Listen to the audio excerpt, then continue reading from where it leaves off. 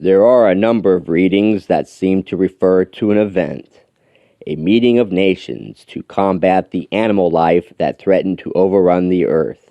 A date is given for this meeting, 722 BC, but whether this is connected with the first destruction of Atlantis is not known. The meeting seems to have been held in Atlantis, and scientific accomplishments including airships and laser-like death rays are mentioned. One reading mentions a polar shift that might have accompanied land changes. In Atlantean land, during those periods when there were the first of the rebellions that brought the misapplication of the knowledge, or the forces that might have been used constructively but were used in destructive activities. Entities joined with sons of Belial who brought about destructive forces in the attempts to destroy the animal life that in other lands overran the same. A number of readings refer to a sort of world council that was held to cope with the animal problem. Among those who came as messengers from foreign lands when people planned to protect themselves from beasts of field and fowls of the air. In days when the peoples of nations gathered together to defend themselves against fowls of the air and beasts of the fields, came to meeting in lighter-than-air machine. In that land where people came as representatives of those who would make the land secure against the beasts of the fields and fowls of the air, or the animals of the air, in the second rule in the Atlantean period.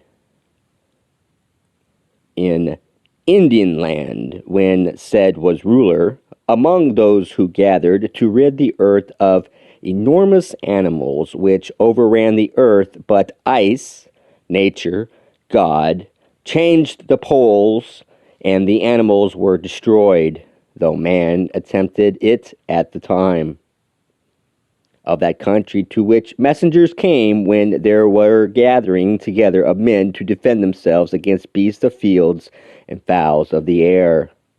In that land, when there were gatherings of nations to combat forces of animal, world, and kingdom that made men and men's lives miserable, entity among those that stood for use of elements in the air, the elements in the ocean, the elements in the lands is applied to forces to meet and to combat those of the animal kingdom. Oft has the entity from this experience been able to almost conceive wherein the disappearance of those known as prehistoric animals came about. When Poseidon land was greater in power, when there was the meeting called for those of many lands to determine means and manners in which there would be control of the animals that were destructive to many lands.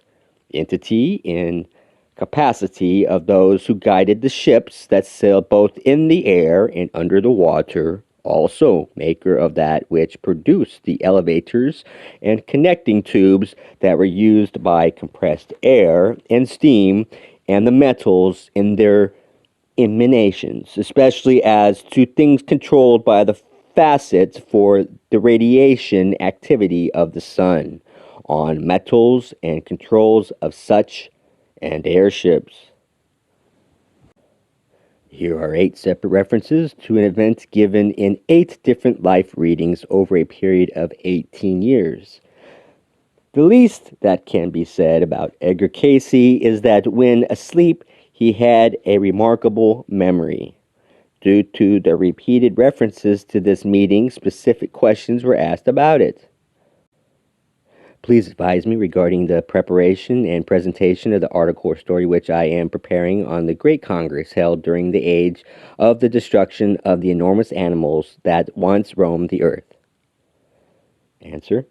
In the period when this became necessary, there was the consciousness raised in the minds of the groups in various portions of the earth, much in the manner as would be illustrated by an all-world broadcast in the present day of a menace in any one particular point or in many particular points. In the gathering of those that heeded, as would be the scientific minds of the present day, in devising ways and means of doing away with that particular kind or class of menace. As to the manner in which these gathered, it was very much as if the Graf Zeppelin, were to start to the various lands to pick up representatives, or those who were to gather or were to cooperate in that effort. And as this, then, was in that land which has long since lost its identity, except in the inner thought or visions of those that have returned or are returning in the present sphere, the ways and means devised were as those that would alter or change the environs which those beasts needed, or that necessary for their sustenance in the particular portions of the sphere or earth that they occupied at the time. And this was administered much in the same way or manner as if there were sent out from various central plants that which is termed in the present the death ray, or the supercosmic ray, that will be found in the next 25 years. The date 50,722 BC.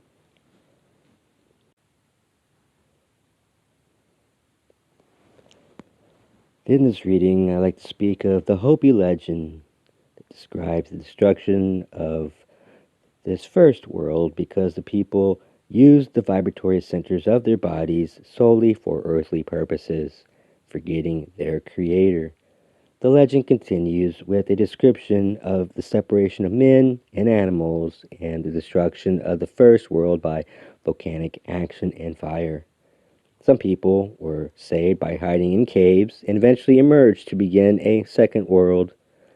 The second world of Hopi legend sounds like one of high civilization as villages were built and goods traded. However, the more people traded, the more they wanted, and they soon forgot to sing praises to their Creator and began to sing praises for the goods they bartered and stored. The people quarreled, and wars began. The destruction of the second world is interesting, for according to Hopi legend, the earth did not continue to rotate properly, but teetered off balance and spun crazily around and rolled over twice. Mountains plunged into the sea, and the seas sloshed over the land. The world spun through cold, lifeless space and froze into solid ice. This brings to mind Edgar Cayce's statement of a shift of polar axis. And of course, there is historical evidence of an ice age associated with worldwide climate changes. There is a third and fourth world in Hopi legend, as well as the idea of the Hopi coming to their Arizona homeland from a country to the south. And these two, as we shall see, relate to the Edgar Cayce readings.